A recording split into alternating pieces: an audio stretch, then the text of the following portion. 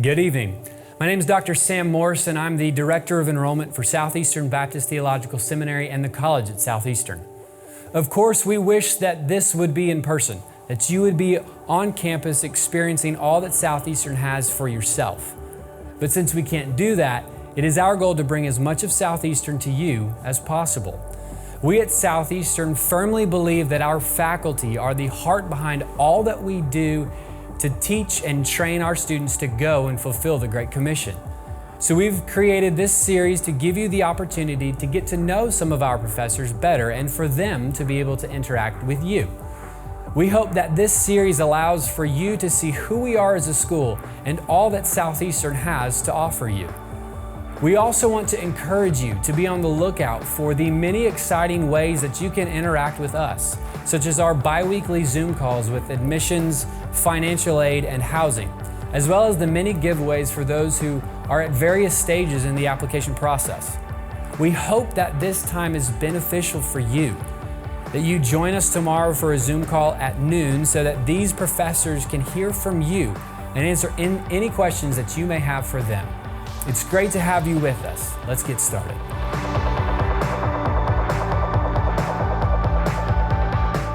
Hey there, my name is Scott Hildreth. I'm the Director of the Center for Great Commission Studies and Assistant Professor of Missiology here at Southeastern Seminary. You know, Southeastern Seminary is a Great Commission seminary, and that's more than a logo or a tagline. It actually makes up who we are and really informs the things that we're most passionate about, the things that really get us up in the morning and keep us going through the day. And what is it about the Great Commission that motivates us to do what we do? I think first of all, there's this idea and the understanding that there's a mass of people in the world who need to know about Jesus. The Great Commission says, go make disciples of all nations. You know, that word nations doesn't just mean nation states where lines surround countries or make up rivers or mountains. That word nation actually designates people groups or ethnic groups inside different countries. Statistics tell us, missiologists tell us, that around the world there are about 6,500 people groups or ethnic groups that have very little, if any, access to the gospel at all.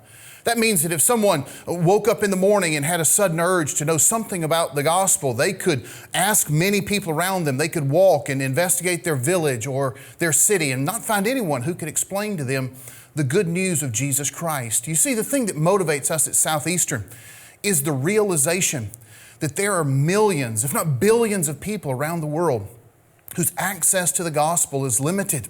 Jesus died on the cross so that everyone in the world could have an opportunity to be saved for all eternity. But that access is limited. And so the Great Commission instructs us that we're supposed to make disciples out of all these nations. And that is what we mean when we say Southeastern Seminary is a Great Commission seminary, that our eyes are on those who are in our country who have little access to the gospel, those around the world who have limited access to the gospel. We want to make sure that our students are able and motivated and willing to take the gospel to the ends of the earth. The Great Commission also reminds us not only are we to make disciples of all nations, but that our mandate is discipleship. That is that we're instructed to reproduce the life of Christ in us in other people. The Great Commission isn't just about traveling around the world or going to cities in the United States and getting people to change teams from atheism to Christianity or from Islam to Christianity. It's about this life-transforming moment when a person meets Jesus as Savior and their life is completely transformed. Scholars tell us that word make disciples in the Greek literally means it's a process that begins with evangelism where we share the gospel of Jesus with someone who needs to hear it. And then we spend time with that person teaching them to grow. Jesus says teaching them to obey all that He's taught them. You see, when we at Southeastern think about the Great Commission, we think about disciple making. We think about our obligation to make disciples of those around us who need to know about Jesus. But we also think about the fact that our students who come to Southeastern are part of our disciple-making mandate. As a professor, one of the things that I count very dear is the opportunity that I have of spending time with students from all across the country, all around the world, from all different walks in life, who are thinking about asking God, what is my calling? What is it that you would have me do with the rest of my life? And then as I look at the Great Commission, As a Great Commission seminary, I think my responsibility is to pour my life into my students so that they can know what it means to have a life that is transformed by Jesus, a life that is different because they've been here at Southeastern, that they would never be the same, and then they can reproduce that into other people no matter where it is that God called them.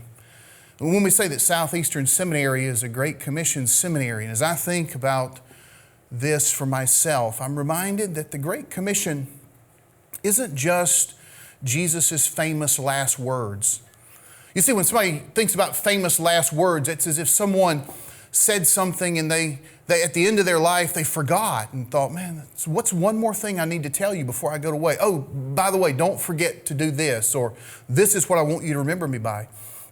But when we look at the Great Commission, we look at our Bible, it reminds us that these words of Jesus aren't just His famous last words, but they're the words that sum up the entire missionary plan and missionary project of our God. You see, in Luke chapter 24, Jesus is talking to His disciples after His resurrection. They're confused, they're concerned, they don't know exactly what's happening or what they're supposed to do.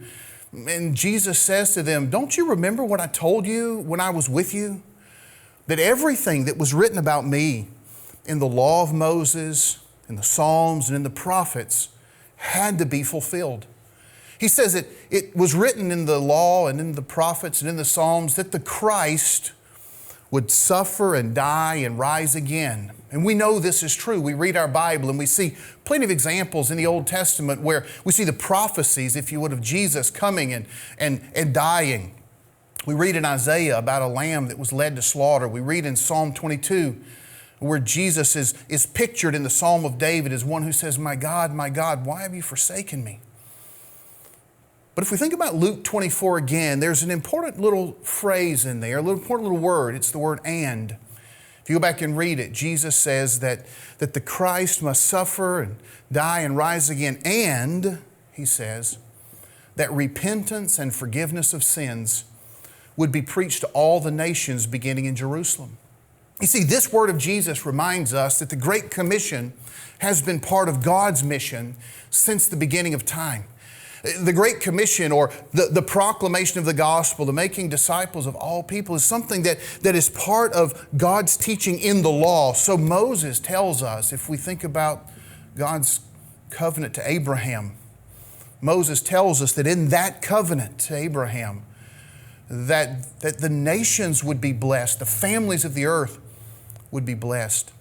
When we think about the Psalms, we think about the psalmist who says, be still and know that I am God. And he follows that phrase with the fact that if we're still and know that He is God, that we would be one who would glorify Him to the nations. You see, this Great Commission of Jesus is part of who we are at Southeastern Seminary. Not just because it's a slogan or a tagline or anything like that. It's because we believe that the Great Commission encompasses all of God's mission. And all of God's mission is all that we are.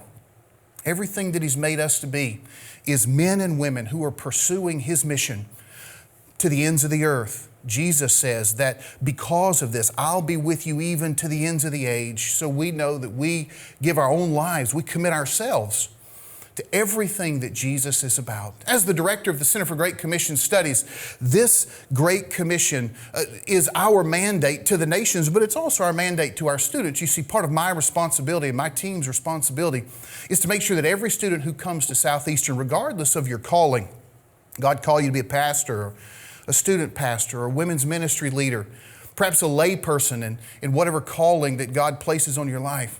But our responsibility is to make sure that you think about and that you have the opportunity to intersect this Great Commission and Great Commission activities into whatever it is that God's called you to do. We do that by missions mobilization, by weeks like our Global Missions Week, where we bring missionaries to campus and we allow you to talk to and ask questions from people who are planting churches in North America, planting churches around the world. We also do it through short-term mission trips. We send every year dozens of students, dozens of mission trips, hundreds of students around the world, going to different places, unreached people groups and places in the United States that need to be reached with the gospel. And our hope is that every one of the students who has a chance to go on these trips would realize that God could use me here. Maybe you came to Southeastern and thought that you would come here for a little while and go back home, or you study online and you think I'll never need to leave where I am. Our hope is that by participating in a short-term mission trip or by talking to missionaries, you'll really begin to ask yourself the question, could God use me somewhere else? Is God's call on my life to be on His mission in a strategic place somewhere in the world? You see, our responsibility, our hope is that every person who comes here to study is challenged by this Great Commission. When we say that Southeastern is a Great Commission seminary, it's the thing that gets us up in the morning. It's the thing that keeps us going through the day. It's what drives our prayers.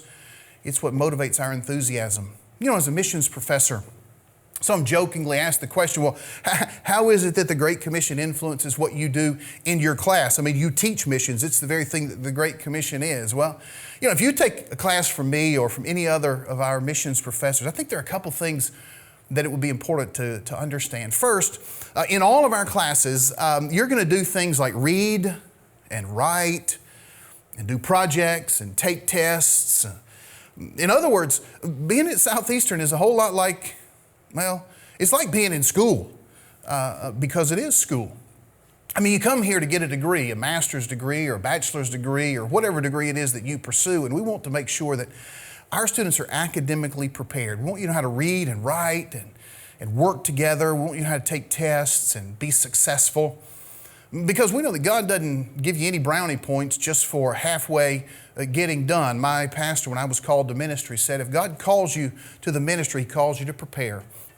And we want you to be as prepared as you can be to study in our missions classes. We want you to learn about the history of missions, how to learn languages, the differences in people, different religions of people around the world. We want you to know those things so it can inform the way that you do missions, the way that you're involved in whatever it is that God's called you to do.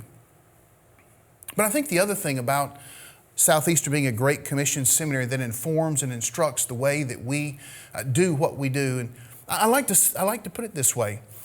In my classes, I know that when I teach my students, they're going to take 2 exams. Now by that, I don't mean that they take a midterm and a final. Most of my classes, we do take those 2 exams, but that's not what I have in mind. What I mean is that you're going to take two types of exams. That is, you're going to take an exam in my class, one that counts for a grade. It's going to make sure you have an A or a B or a C or something else in class. And so what I hope is that when we teach, that you learn the material so that at some point when you have to reproduce it, you'll know it and there won't be unnecessary stress or strain as you do that. But the second thing I know is that you're going to have to take another exam. And that is that when I teach you about missions or when I teach you about evangelism or when I teach you about cross-cultural communication or anything else that goes with missions, at some point you're going to have an exam that's a face-to-face opportunity to put into practice the very thing that I teach you in class. That's going to be the test. The test is not can you make an A in my class, but the test is can you actually reproduce what we learned in class when somebody asks you, what do I need to do to be saved? When you come face to face with somebody of a different religion or a different worldview and you're asking yourself, how can I share the gospel with that person? That's another exam. That's another test of what you learned. And let me be really frank with you. I want every person in my class to make as good a grade as they can make. But what I really want is for you to be able to pass the second exam. No matter what it is that you do in the class grade-wise, our mission, because we're a Great Commission seminary and we're all about disciple making, and we want to pour ourselves into you so that you can pour yourselves into the nations, what we really want is for you to pass that second exam, that second test, when you're given the chance to share the gospel, that you know how to do it, that you have the courage to do it, the creativity to do it, and that you can do it well with confidence. That's our real hope. You see, what it's like to study at Southeastern, man, we're a seminary, college, graduate school of people who love Jesus. And we love Him, and He has guided our lives and instructed the things that we do and the way that we think. We think the Bible is an important book. It's one that needs to be studied and learned. We think the world is an important place. We think that God loves lost people. In fact, we know that Jesus tells us in Luke chapter 15 that God is like the shepherd who leaves the 99 in the field and goes to find the one lost sheep.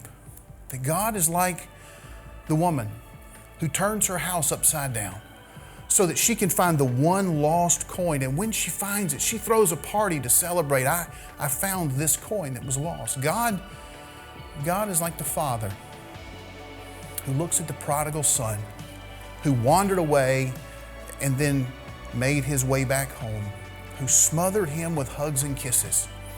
And it's because of this love and this passion from God that we at Southeastern are a Great Commission Seminary.